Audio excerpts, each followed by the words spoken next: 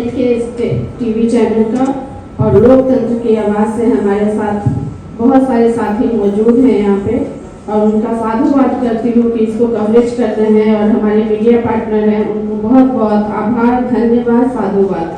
और इस टीम का, जिसको कि इसरार जी और भैया, मैं ही बोलूँगी क्योंकि भैया मैं बोलती हूँ उनको, तो वो भी अगर आ सकते हैं तो कैसे आ जाए।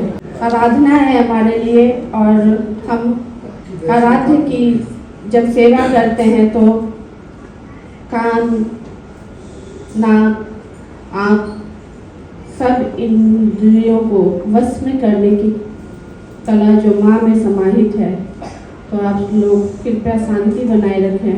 गुरु ब्रह्मा गुरु विष्णु गुरुर्देवो साक्षात् परब्रह्म तस्मै श्री गुरुवे नमः।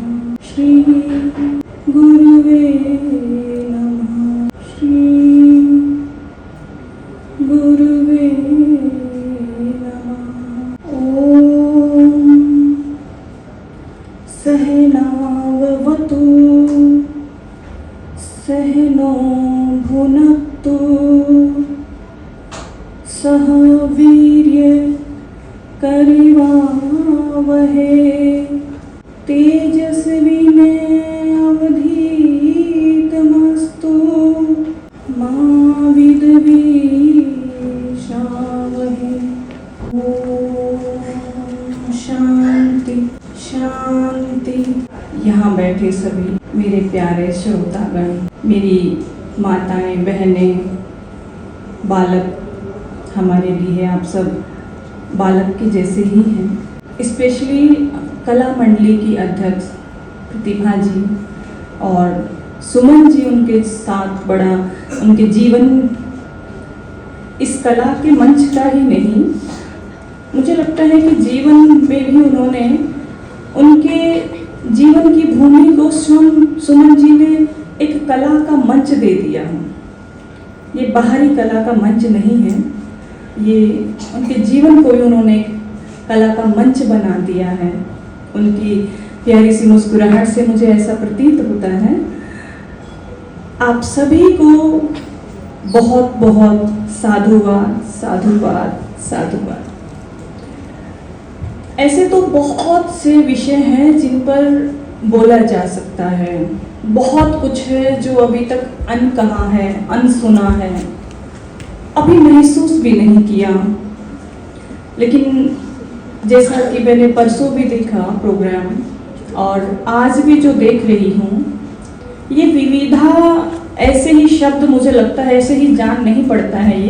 ये अपने आप में एक पहचान है, विविधता में एकता की। कितना अच्छा, कितना सुंदर इन्होंने इसका नाम दिया है, एक पहचान दी है। विविधा की परिभाषा देने की आवश्यकता ही नहीं पड़ती यदि आप विविधा शब्द को सिर्फ गहराई से सुन भी लेंगे, देख भी लेंगे। परिभाषाओं की मोहताज नहीं है विविधा।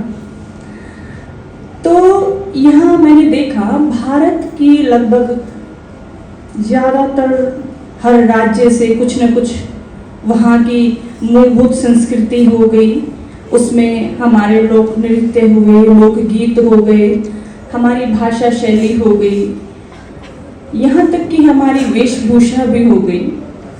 इन सब से आपको किसी भी परिभाषा की आवश्यकता नहीं है। जब हमारी आँख रूपी जो इंद्री देखने भर से आप पहचान जाते हैं कि ये तो हमारे भारत के उस क्षेत्र की शान है, उस क्षेत्र की ये पहचान है, तो मुझे नहीं लगता इसके बारे में बहुत ज़्यादा कुछ कहने की आवश्यकता होगी।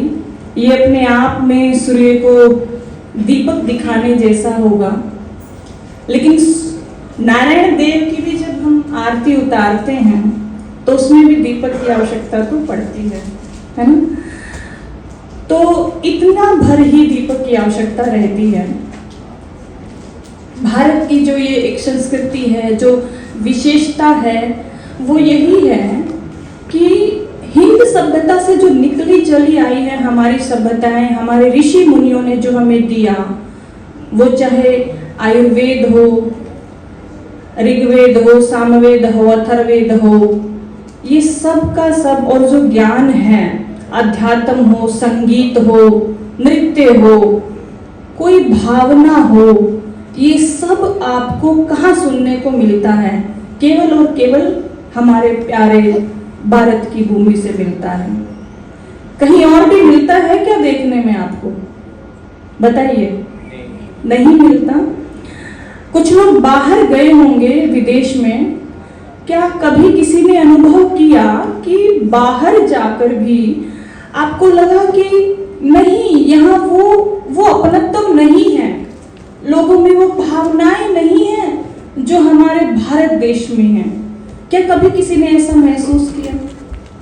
केवल विदेश जाकर ही नहीं, आप यहाँ आजकल टीवी में बहुत सारे जो फिल्म है, कुछ भी जैसा आता है देखने को, आप उनको देखकर भी आपने महसूस किया होगा कि भाई ठीक है, हम भारत में हैं, हम ज्यादा अच्छे हैं, ऐसा लगा होगा। मुझे लगता है, मैं आप लोगों को सुन नहीं पा रही, शायद आप लोगों को अनुभव नहीं हुआ होगा। अनुभव हुआ होता तो आप इस बात से सहमति जताते अपने शब्दों के द्वारा। तो भारत की संस्कृति अपने आप में एक विशिष्ट है, एक अनोखी है, एक अनूठी मिसाल है। भारत ने सबको सब कुछ दिया है, हम ही ने दिया है, हमारी जड़ों से सब निकले हैं, सब कुछ हमारी जड़ों ने दिया है। बाहर से यदि कुछ आया भी है तो हम तो इतने विनम्र हैं कि बाहर से एक चीज चल के आई थी कभी, आज उसके लिए नाटक भी था, फिरंगी आ गए, भागो फिरंगी आ गए। पता था, पहले ही पता था फिरंगी आए हैं और किस लिए आए हैं, लेकिन उसके बाद भी हमने उनको अपनाया। हम इतने बड़े उदार दिल के हैं, ये आपको सिर्फ हमारे भारत में मिलेगा, कहीं और नहीं मिल सकता। ये कहीं और मैं की लड़ाई होती है। भारत की मिट्टी ही ऐसी है, यहाँ की मिट्टी ही ऐसी है कि बाहर से आया हुआ भी यहाँ पे रच बस जाता है। धीरे धीरे जैसे जैसे काल बीतता चला जाता है, उसके भीतर मेरे भारत की माटी अपने प्रेम और करुणा के बीज बो ही देती है। कितने ही अंग्रेज आए हों, कुछ न कुछ उदाहरण आप लोगों ने देखे भी होंगे, सब के सब पाना चाहते थे। क्यों? क्या कमी थी उनके पास? वो तो पहले से ही कहते हैं ना कि हम तो सबसे आगे हैं, हम गोरे हैं, हमें तो सांवले बोला जाता था, है ना, वो गोरे हैं। तो उन गोरों को कुछ तो लगा होगा यहाँ पर, जो वो आए, लेने ही आए थे, वो देने थोड़ी ना आए थे कुछ, लेकिन हमने अनायास ही उनसे ले लिया। धीरे धीरे हमें महसूस ही नहीं हुआ कि हम उनसे क्या ले रहे हैं। हमारे पास नहीं थी ये एक दूसरे से द्वेष की भावनाएं, बंटवारा, एक दूसरे पर अतिक्रमण करना, अधिकार जताना, एकाधिकार रखना। उनसे पहले हमारे पास ये सब नहीं था। जो कुछ था हम सभी का, हम सभी के लिए और हम सभी के साथ था। हमने उनसे क्या सीखा? सीखने में भी हम आगे नहीं रहते हैं भारत वाले, चाहे बुरा ही सही सीख लेते हैं, फिर उसको तोड़ मरोड़ के अच्छा कर ही लेते हैं। ये बड़ा सुंदर चीज है ये हमारे भारत की। ये हमारा ही मन कर सकता है, क्योंकि हमारे ही मातृभूमि पर ही शिव और सती जैसी प्रेम कथाएं हुई, मीरा जैसी प्रेम हुआ। एक भक्त क्या कर सकता है? और देखिए ना, नृत्य और संगीत ये एक केवल हमारे मनोरंजन की अभिव्यक्ति का एक माध्यम नहीं है। यदि आपको अध्यात्म के उच्चतम शिखर तक जाना है तो मैंने अपने जीवन में यही समझा कि नृत्य और संगीत के बिना आप वहां तक नहीं पहुंच सकते। अभी परसों का प्रोग्राम था, किसी ने मुझसे कहा ऐसे भीड़ में से ही कि वो शायद आपके साथ कोई जो टीचर हैं, वो जो सिखाते हैं आपके गुरु नृत्य, वो आए थे बाद में, उन्होंने भी व्यक्त किया था, बच्चों के साथ उन्होंने भी प्रदर्शन किया था। किसी ने मुझसे कहा कि देखो, बड़ा व्यंग्यात्मक था, ये क्यों पीछे रहे, ऐसा सोच रहे हैं ये। हाँ भाई, क्यों पीछे रहे? और सच्चाई की बात तो ये है कि यदि आपको लगता है कि नृत्य नारी ने दिया है तो आप गलत हैं। सबसे पहला नृत्य जो अगर किसी ने किया है तांडव के रूप में, तो वो स्वयं महादेव हैं, उन्होंने किया है। और प्रेम के रूप में भी जब उनके क्रोध को शांत करना पड़ा, तो मोहिनी के रूप में भी मेरे नारायण ने नृत्य किया है। तो ये कैसी मानसिकता हो गई है हमारी कि पुरुष नृत्य नहीं कर सकता। स्त्री ने पुरुष को जन्म दिया, लेकिन नृत्य को जन्म जो दिया है वो भीतर की भावनाओं से महादेव ने दिया, एक पुरुष ने दिया है। संगीत में क्यों पुरुष पीछे रहे? हाँ, क्यों रहे पीछे वो? रावण को जब सोने की लंका बनानी थी और इतनी ऊंचाई कैलाश पर जब उन्होंने महादेव को प्रसन्न करना था, तो उनके पास उस समय हाथी घोड़ा नहीं था, ऐसा बड़ा बड़ा ट्रक उस समय नहीं था, कैसे ले जाए इतनी ऊपर? रावण तो साधना में लीन है। रावण ने किसका सहारा लिया? संगीत का सहारा लिया। जब उन्होंने, मुझे ठीक से याद नहीं आ रहा, उन्होंने कोई राग उन्होंने गाया था, वो उन्हीं से उपजा है, वो रावण से ही आया है।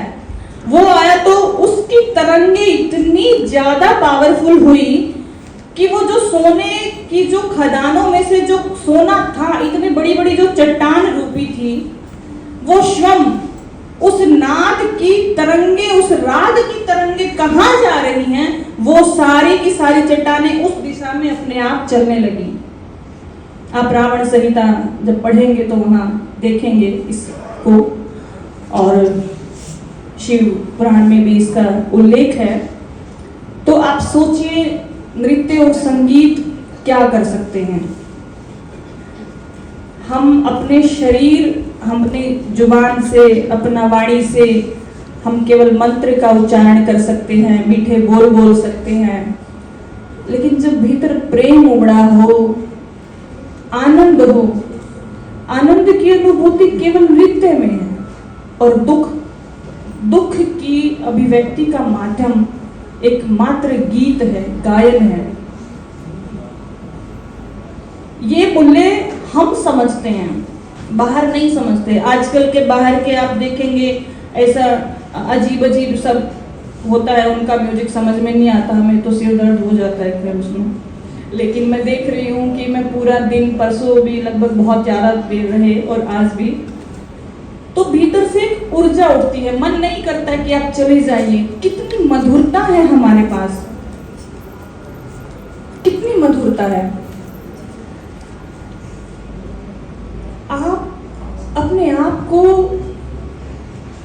भाग्यशाली क्यों नहीं समझते? फिर हमारे पास हमारी संपदाएं, जो सृष्टि की सबसे ऊंची ऊंची संपदाएं हैं, जिनके लिए ईश्वर भी तड़पते हैं, वो हमारे पास है, हम मनुष्यों के पास है। और मनुष्यों में भी किनके पास? मेरे भारत की माटी में जन्मे लोगों के पास है। फिर हम क्यों अपने को सबसे हीन समझे? फिर क्यों हम दूसरों के दिए हुए द्वेष को अपने भीतर लाएं? हम सब एक ही हैं। कैसे देखा, भावनाएं हिंदू मुसलमान में भावनाएं अलग अलग नहीं है।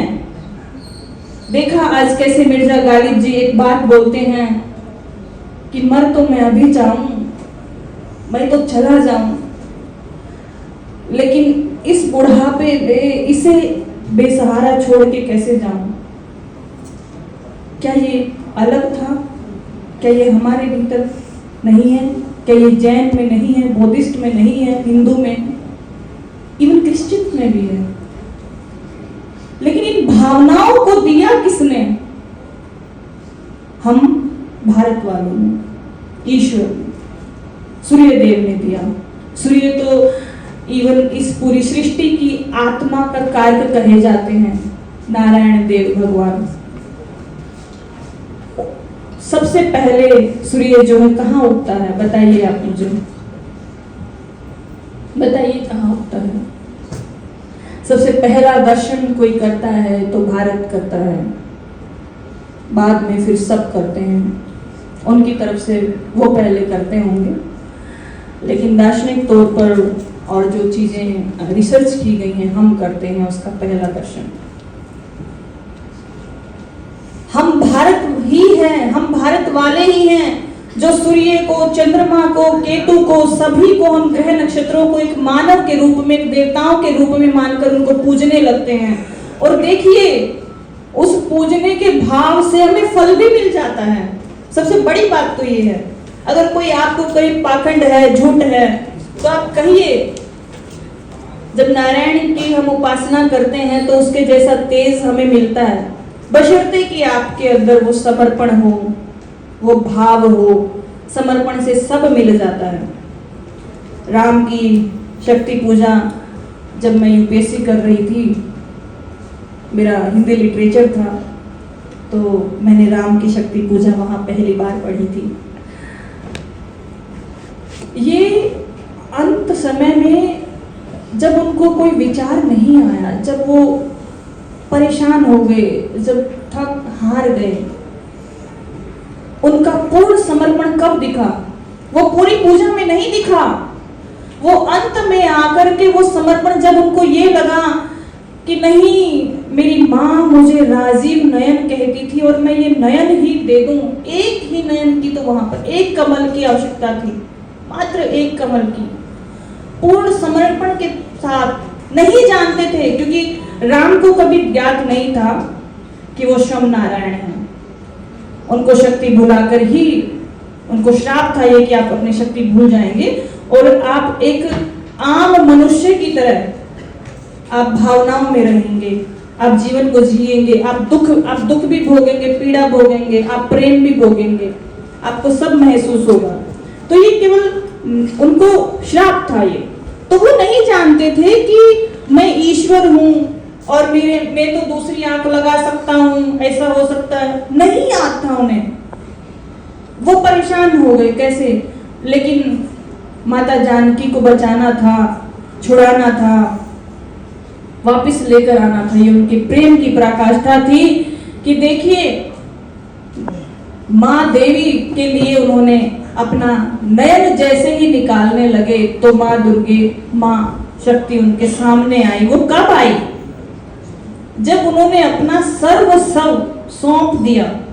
जिस जानकी को देखने के लिए तरस गए थे उनके नयन, और उसी के लिए उन्होंने उन्हीं नयनों की आहुति दे दी। ऐसा उन्होंने संकल्पना की कि आहुति दे दूं। क्या बीत रही होगी कि जिस प्रिय को देखने के लिए मैं व्याकुल हूं, जिसके बिना मेरा जीवन एक एक पल भारी है, जीवन मृत्यु तुल्य है। हाय, जिस जानकी के बिना, जिस प्रिय के बिना मैं उसे देख भी नहीं पाऊंगा। ऐसा समर्पण, देख नहीं पाऊंगा चलेगा, लेकिन उसको वापस लाना है मुझे। तो उस समर्पण के साथ उन्होंने माँ की पूजा की। जैसे ही अपने नयन निकाले तो माँ आ गई। बिना समर्पण के नहीं आते।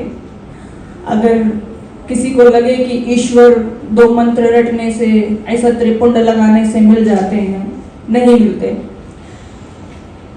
माँ भी दूध तब पिलाती है जब बच्चा रो रो के बुरा हाल हो जाता है, जब वो पूरे घर को अपने सर पे ना उठा ले, तब तक माँ भी सोचती है चलो खेल रहा है, अभी छोड़ो, अभी थोड़ा इतना भूख लगी होगी इसको, ऐसे सोचते हैं ना। तो नारी तो समर्पण की भूखी है, प्रेम की भूखी है, भाव की भूखी है। नारी ने सबको सब कुछ दिया, लेकिन एक नारी को आज क्या मिल रहा है, क्या आप जानते हैं? कहीं धिक्कार, दुत्कार। एक माँ अपना पूरा जीवन, अपना पूरा यौवन एक संतान को उत्पन्न करने में लगा देती है, फिर वही संतान, मैं हर किसी को नहीं बोल रही, लेकिन जो मैंने देखा है मैं उसकी बात कर रही हूँ। ऐसा नहीं है कि सब बुरे हैं, सब बुरे नहीं हैं, लेकिन हमें समझना चाहिए, एक स्त्री के महत्व को अपने जीवन में समझना चाहिए। पुरुष बाहर की चीजें उठा सकता है, पुरुष बाहर के बोझ को उठा सकता है, लेकिन ये सारी सृष्टि आपको मालूम होना चाहिए स्त्री के लिए रची गई है, सिर्फ स्त्री के लिए। सुंदरता की सारी चीजें स्त्री के लिए आई हैं। पुरुषों को क्या आवश्यकता सजावट की, बताइए? वो तो बड़े सिंपल से रहते हैं। सब कुछ तो हुआ यहाँ पे नारी के लिए, सब कुछ हुआ नारी का प्रेम पाने के लिए, सब कुछ हुआ नारी के सम्मान के लिए, उसके भविष्य के लिए, उसके आत्मसम्मान के लिए, उसके स्वाभिमान के लिए। द्रौपदी जो स्वयं सब कुछ कर सकती थी, लेकिन मर्यादा में बंधी रही। मर्यादा में बंधी रही कि नहीं, क्योंकि संस्कार ऐसे मिले हुए थे उन्हें कि जो पति है, कहते हैं कि पति के संरक्षण में ही पत्नी का जो है जीवन जाना चाहिए, ऐसा। लेकिन वो समर्पण होना चाहिए। एक आम पुरुष राम बन सकते हैं कभी भी। आप राम इवन हैं, आप राम हैं। आप सभी के भीतर कहीं ना कहीं आपके हृदय में, आपके हृदय पटल पर देखना, कहीं ना कहीं चोट भीम की होगी, कहीं ना कहीं चोट अर्जुन की होगी, कहीं ना कहीं आपके भीतर भी बातें कुछ कुछ अर्जुन जैसी रही होंगी, युधिष्ठिर जैसी रही होंगी। लेकिन जीवन की कई परिस्थितियां ऐसी होती हैं आज आधुनिक जीवन में कि हम उस तरीके जैसी अभी हम उन स्थितियों को नहीं ला सकते, वो युद्ध उस तरीके का नहीं कर सकते। आजकल हमारे मनों में ही युद्ध चलता रहता है। मनों में युद्ध चलाने से बेहतर है आप उसको अपने सामने बाहर निकाल दीजिए, रिश्ते भी बचे रहेंगे इससे। तो स्त्री ने सब कुछ दिया। ऐसा नहीं है कि आजकल के देखो अज्ञानता, डर जो आता है ना मनुष्य में, डर किससे आता है? डर अज्ञानता में आता है। जिस विषय का आपको ज्ञान नहीं है वो आपको डराएगा, और यदि आपको अपने डर पर जीत पानी है तो आप उस क्षेत्र में अपना ज्ञान बढ़ा दीजिए। कई बार सुनने में आता है, अभी थोड़ी देर पहले भी सुनने में आ गया था कि आपने पूर्ण संन्यास लिया है। नहीं, और मैं इस विरोध में हूं। स्त्री पूर्ण संन्यास ले भी नहीं सकती, क्योंकि उसको जन्म देने का उत्तरदायित्व मिला है, अधिकार नहीं, ये उसका उत्तरदायित्व है, ये जिम्मेदारी है। समय आएगा तो शायद हम भी जाएं, अभी इच्छा नहीं है, क्या पता अभी और बहुत सारी चीजें भी करनी है जीवन में। लेकिन स्त्री पूर्ण रूप से संन्यास ले ले तो प्रेम मिट जाएगा, समर्पण मिट जाएगा। आज की आधुनिकता की मैं बात कर रही हूँ, पुराने समय की नहीं। पुराने समय पे तो स्वयं अशोक सुंदरी हुई। देखिए महादेव की पुत्री अशोक सुंदरी, वो बाल्यकाल अवस्था में ही साध्वी बन गई।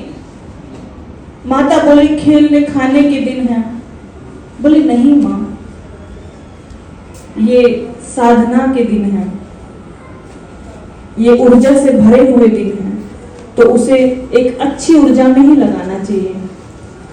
आगे पूरा जीवन है। एक साधना के बाद जब आप किसी जीवन में जाते हैं तो आपका जीवन और सुंदर बन जाता है, आपके रिश्तों में और मिठास आती है। अध्यात्म आपको बाबा बनना या अपने जिम्मेदारियों से भागना नहीं सिखाता है। ये तो आजकल का ट्रेंड चल गया है, हम इस पर अभी उतनी चर्चा नहीं करेंगे, समय का भी ध्यान रखना होगा। हम बोलने लगते हैं तो फिर पता नहीं कहाँ की बातें कहाँ निकल जाती हैं, ऐसा अच्छा नहीं है। तो हमें समझना चाहिए इन चीजों को।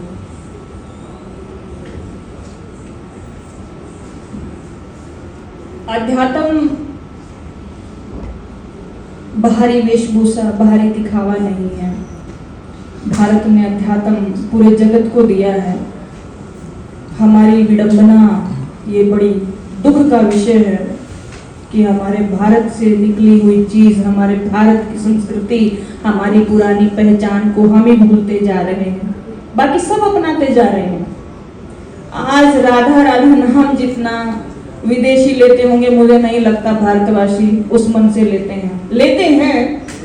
लेकिन उतना समर्पण से नहीं लेते। बस एक लहर जब चलती है किसी चीज की तो बस वो लहर चलती है आजकल। ये मुझे शिकायत है सबसे।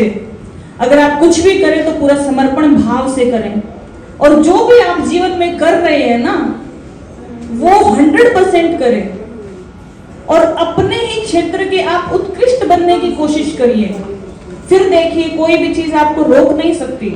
छोटे तो आप हैं ही नहीं, आपने मान लिया है छोटे हैं, हमसे बड़ा तो कोई है ही नहीं।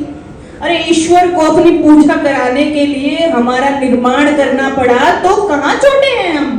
बताइए कहाँ छोटे हैं? मनुष्य ना हो तो उसकी पूजा कौन करेगा?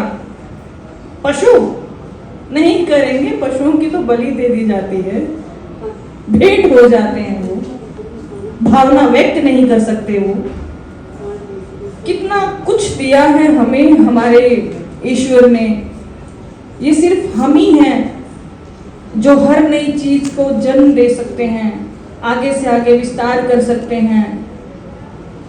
कला शिव ने सिखाई, नृत्य शिव ने सिखाया, लेकिन मनुष्य ने उस परंपरा को आगे बढ़ाया, एक विरासत के रूप में लेते आए हैं।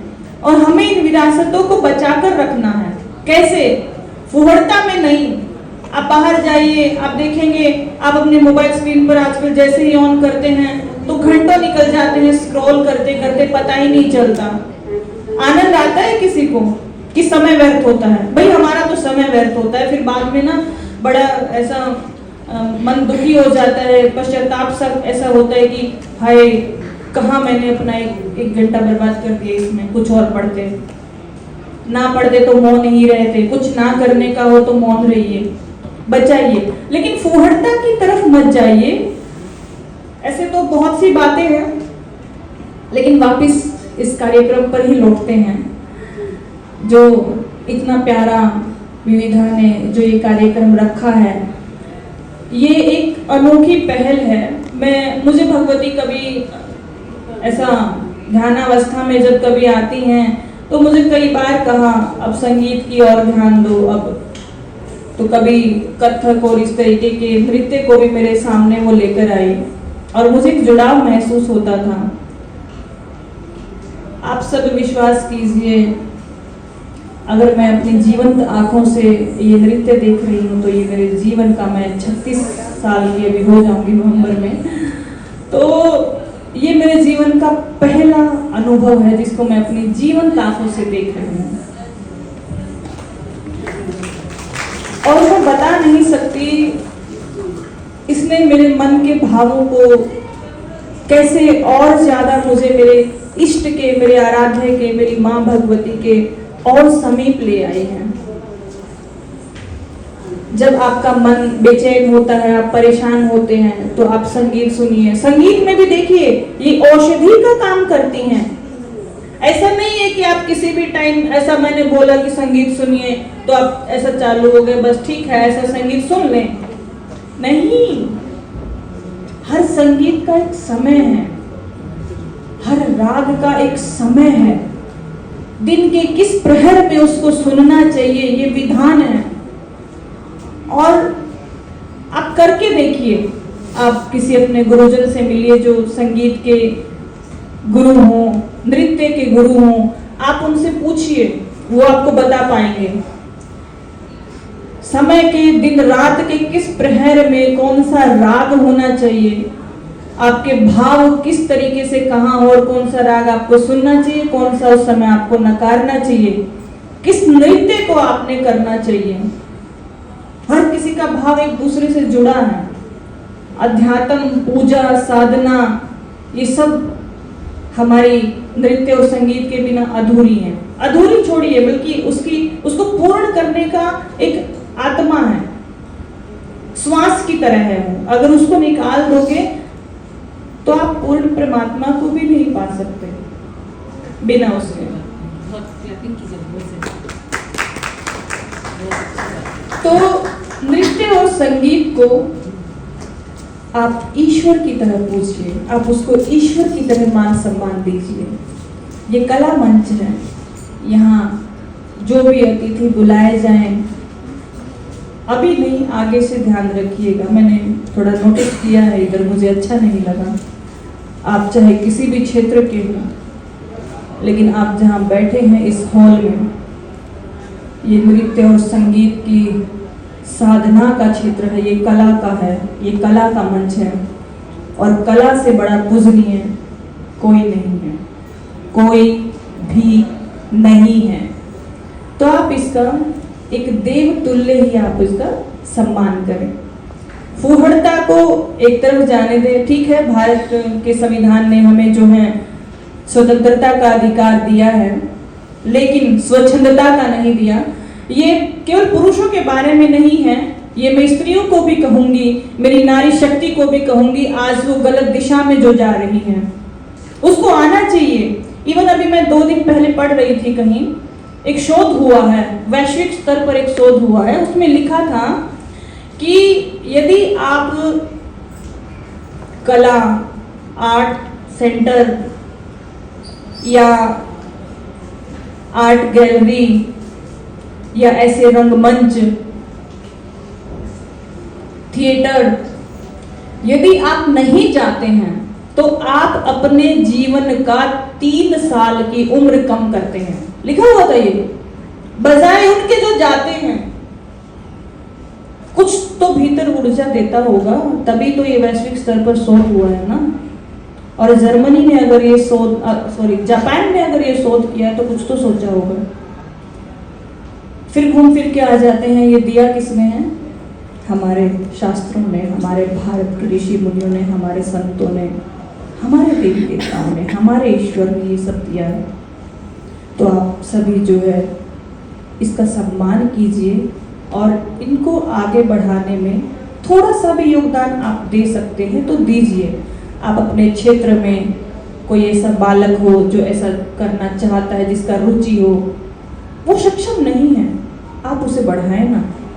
हम हैं, हम बैठे हैं किसी न किसी रूप में उनको मदद करने के लिए, आगे बढ़ाने के लिए। क्योंकि आजकल जो ये हिप हॉप और पता नहीं कौन कौन सा डांस आ रहा है, ये सब तो हमारा पीढ़ी खराब कर रहा है। उससे कोई ईश्वर तो छोड़िए, आप उससे किसी पशु को नहीं रिझा सकते। ऐसा बेहुदा डांस आजकल जो लोग करते हैं, ये सब पैसा कमाने के चक्कर में, उसमें क्या क्या है वो जो भी आजकल आता है, वो रील वगैरह बनती है, उनमें क्या लगता है? या अभी एक श्वान यहाँ ला दीजिए बाहर से उठा करके, कोई भी किसी श्वान को ले आइए आप, और उसके सामने आप वैसा ही करने लग जाइए जैसा आजकल लोग करते हैं, कुछ भी उल्टा सीधा। क्या करेगा वो भाग जाएगा डर के, काटेगा और आपको। और वही हमारी संस्कृति से जुड़ा हुआ ये मधुर संगीत और नृत्य करके देखिए, अगर वो आपके साथ नृत्य न करने लग जाए तो कहना। 2024 के योग दिवस पर मैं मध्य प्रदेश थी। मैं अपने स्थान पर ऐसे ही योगा कर रही थी थोड़ा सा। एक श्वान आया वहां पर, ऐसा किसी और का था, मतलब वो पालतू ही था, किसी और का था। वो ऐसे आ गया हमारे पास, मैंने देखा थोड़ी देर में वो भी वैसे ही कर रहा है जैसे मैं कर रही हूँ। ये किससे?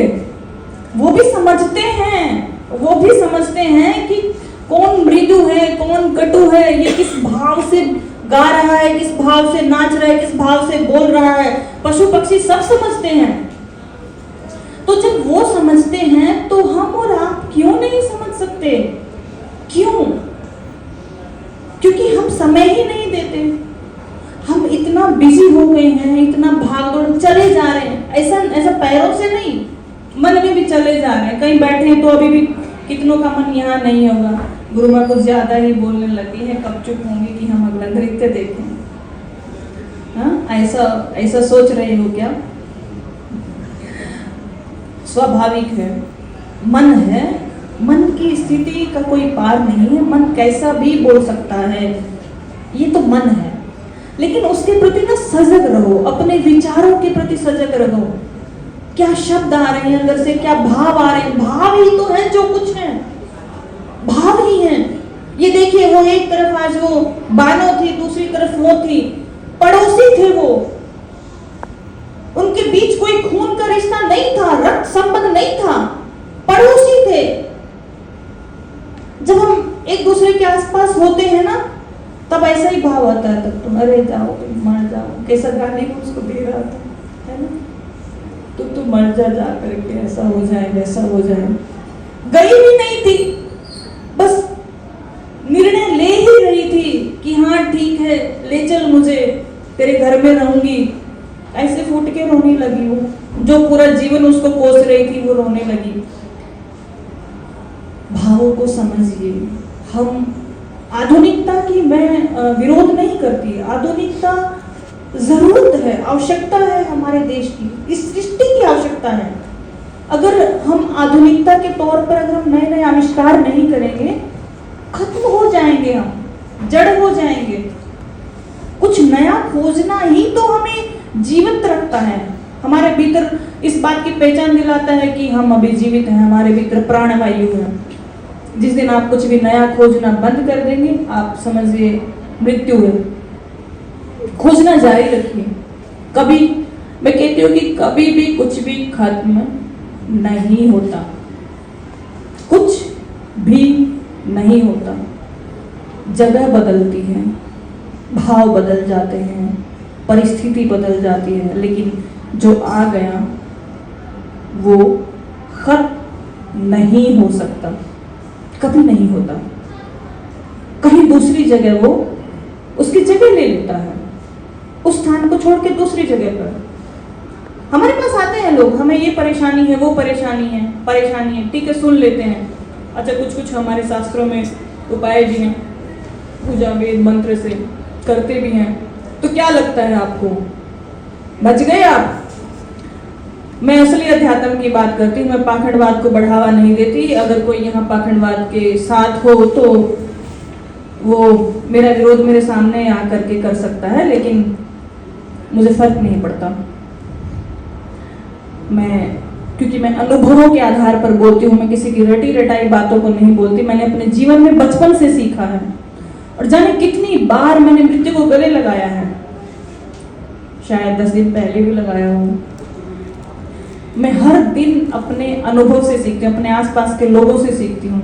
कभी कुछ खत्म नहीं होता है तुम्हारे भीतर। एक जैसे तुम सबने किसी ने देखा होगा कि जब तुम्हें जीवन में लगे कि अब तो गए, अब क्या करें, अब तो कहीं से उम्मीद ही नहीं है, फिर कहीं ना कहीं से पुकार सुनी होगी, फिर कोई ना कोई आपके सहारे के लिए आया होगा, फिर एक नए विचार ने आपके भीतर जन्म लिया होगा, फिर आप उस विचार के लिए फिर से कार्य करने चल पड़े होंगे। फिर देखा होगा पलट के, अरे मैं मूर्ख था, मैंने रोने में इतनी रातें बिता दी। हुआ है ऐसा किसी के साथ? जितने प्राणवायु से भरे हुए मेरी माताएं बहनें मेरे भाई सब बैठे हैं, सबके साथ हुआ है। मैं जानना नहीं चाहती, मैं नहीं कहूंगी, आप बताइए, क्योंकि हम अपने दुख को किसी के सामने बताना कमजोरी समझते हैं। कमजोरी नहीं है, बताइए, क्योंकि आप जानते ही नहीं है। आपका दुख आपको लगता है कि कमजोरी है, नहीं। जब आप किसी से दुख साझा करते हैं ना, तो कई बार ऐसा होता है कि जिसे साझा करते हैं वो अपने मन में सोचता है, अरे इसको इतना दुख है, ये घटना तो मेरे साथ हो चुकी है, मैं भी तो निकल के आया हूँ, ये पता चले कभी होने वाली हो तब। उसके लिए वो एक उदाहरण का रूप में काम कर जाती है, उसके मोटिवेशन के रूप में काम कर जाती है वो चीज। तो बताने को आप कमजोरी ना समझें, उसे बताएं। और जो तुम्हें दुख बता भी रहा हो ना, तो मेरी एक विनती है, मैं हमेशा हर जगह एक ही बात बोलती हूँ, कोई कितना ही दुखी हो, अगर कोई आपके पास आया है ना, उसे सुन लीजिए। हमारे भारत देश की, हमारी संस्कृति की, हमारा मूल्य, धर्म, पूजा पाठ केवल ये नहीं है, नहीं। अहिंसा, दया, करुणा, ये है हमारी पहचान, और यही हमारे मूल्य हैं। हमें उन्हें नहीं भूलना चाहिए। आज तुम बड़े अमीर बन गए तो माता पिता का सुनने का आपके पास समय नहीं है। क्यों भाई, क्यों नहीं है समय? उस माँ ने अपनी पूरी जवानी, अपना पूरा का पूरा शरीर की सुंदरता आपको जन्म देने के लिए लुटा दी, आपके पास समय नहीं है उसको बुढ़ापे में सुनने का, भूल मत जाओ, तुम भी वहीं आओगे, हमें भी वहीं आना है। आज हम यहाँ हैं, आज शायद आप में से कुछ लोगों को मेरा बोलना अच्छा नहीं लग रहा हो, किसी को बहुत अच्छा लग रहा हो, कोई सोच रहा हो अरे कब जाएं, लेकिन समय आता है फिर हम ढूंढते हैं कि काश वो समय वापस आ जाए। मुझे ये बात कहनी थी उनसे, हम नहीं कह पाते हैं। हमें इन मूल्यों को ना सजो कर रखना चाहिए। ये हमारे भारत की संस्कृति थी, हमारे देवी देवता, हमारे आराध्य भगवान हमें यही सिखाते आए हैं। अध्यात्म में कठोर नहीं होना होता। पता है लोग क्या बोलते हैं कभी कभी हमें, अरे आप इस रूप में आकर के भी दुखी हो जाती हैं, परेशान हो जाती हैं। हाँ, हो जाते हैं परेशान। अध्यात्म आपको और ज्यादा संवेदनशील बनाता है। जब आप साधना करते हैं तो साधना में आप कठोर नहीं बन पाएंगे कभी। कितने ही ऋषि मुनियों को देख लीजिए। अच्छा, शिव से बड़ा कोई साधक हुआ क्या? प्रेम में पीड़ा देखिए कितनी सहन करनी पड़ी, राम ने सहन करनी पड़ी, कृष्ण ने सहन करनी पड़ी। भावना, आप भावना विहीन नहीं हो सकते। यदि किसी को लगता है कि अध्यात्म में आना या बाबा बनना या कोई भी तप करना ये हमें कठोर बनाता है, तो आप गलत हैं। आपको गलत पढ़ाया गया है कि ये आपको कठोर बनाता है। कठोर नहीं बनाता, ये तो आपको और ज्यादा संवेदनशील बना देगा। एक कहीं बाहर एक पशु भी मरा हुआ मिलेगा ना, अंदर से भीतर से ऐसा लगेगा इसको अपने प्राण दे के बचा दूं। अध्यात्म ये सिखाता है। और जो जितना साधना में उतरेगा उसको एहसास यही होता है, यही अनुभव होता है उसे। वो नहीं बनाता हमें कठोर।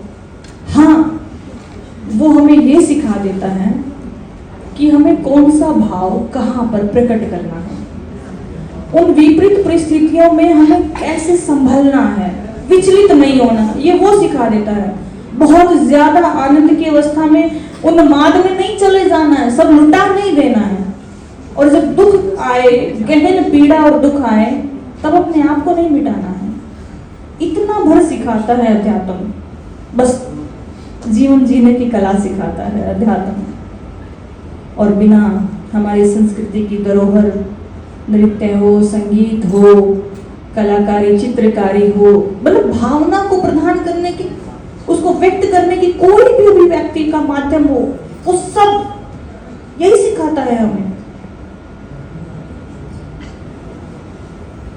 तो हमें हमारे मूल्यों को समझना चाहिए और उन मूल्यों को बचाने के लिए जितने भी प्रयास हम कर सके अपने जीवन में, उसे थोड़ा सा और एक्स्ट्रा करना। जैसे कि मैं कुछ थोड़ा बहुत करने में सक्षम हूं कि नहीं, थोड़ा और ज्यादा आप कीजिए। आपको पेन होना चाहिए करते वक्त, चाहे कहीं पे दान हो या किसी की सेवा हो। ऐसा सेवा ऐसा नहीं कि हाँ ठीक है ये तो भूखे हैं, इनको बस खाना खिला दो, हो गया सेवा। नहीं, वो तो आप कर सकते थे। बाहर से मांग के, बाहर से लेकर के भी आप उसको दे सकते थे। नहीं, मजा पता है आपको कब आएगा? अगर आप पकवान बनाना जानती हैं तो अपने हाथों से पका करके जब उसको खिलाएंगे एक माँ के रूप से, तब उस सेवा का आनंद आपको मिलेगा, उसका फल मिलेगा। दर्द, पेन मुझे ना सबसे खूबसूरत लगता है जीवन में। दर्द जितना गहरा होगा, दुख जितना गहरा होगा, वो आपको स्वयं से और परमात्मा से उतना ज्यादा तीव्रता से जोड़ेगा। तो परेशानी, जब दुख हो तो परेशान ना हो ज्यादा, दुख को भी प्रणाम कीजिए। दुख ही है जो आपके तार उस्तक और अपनों से जोड़ के रखता है, अपनी संस्कृति से जोड़कर रखता है।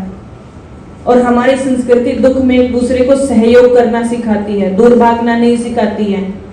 ठीक है, आवाज तो नहीं आ रही तो लोग सोच रहे हैं देखो दया भाव का पाठ पढ़ा के हमें अपना नहीं पता, हम क्यों ऐसे में हेल्प करें, कलयुग आ गया है। कोई नहीं, जब हम नहीं कर सकते तो उसके लिए भी हमारे पास उपाय है। उसके लिए आप क्या करें, आप अपने मन से उसके लिए बस प्रार्थना कर सकते हैं, मंगल कामना कर सकते हैं, वो भी सुनती है। हमारे आसपास की ऊर्जाएं उनको भी सुनती है, उन पर भी काम होता है। जब आप कभी किसी को कुछ दे नहीं पाते तो आप केवल प्रकृति में बोल दीजिए कि वो सुखी हो जाए, उसका ये कष्ट जो है दूर हो जाए। देखना हो जाता है, आपको पता नहीं चलेगा लेकिन वो कहीं ना कहीं हो जाता है। क्षमा चाहूँगी, बहुत ज़्यादा समय जो है ले लिया। विचार ऐसे ही आते रहते हैं, जब बैठते हैं तो पता शुरू कुछ और करना चाहते थे, आज बोल किसी और पर गए। ये भी नहीं सोचा था इन पर भी बोलेंगे। मैं चाहती हूँ कि हम सभी जो हैं इस कला मंच का, अगर हम यहाँ हैं, ये केवल आपके लिए एक नृतिका नहीं है। आप इनको एक देवी स्वरूपा अपने मन में अंतर ध्यान में आप इनको धारण करके इनके लिए सम्मान के लिए मैं चाहूँगी कि आप सभी हमारी पूरी कला मंडली के लिए, मेरे लिए नहीं, इनके लिए, मुझे आवश्यकता नहीं है, इन सभी के लिए जो है हम खड़े होकर इस हॉल में तालियों की गूंज ऐसी होनी चाहिए कि प्रतिभा याद रखे, विराम देने की आज्ञा देती हूँ। जय हिंद, जय भारत, जय भारती, जय सेना, वंदे भारत। वंदे भारत। तो आपका बहुत बहुत आभार सभागृह में स्थान में, ताकि हम आगे का कार्यक्रम जारी रख सकें।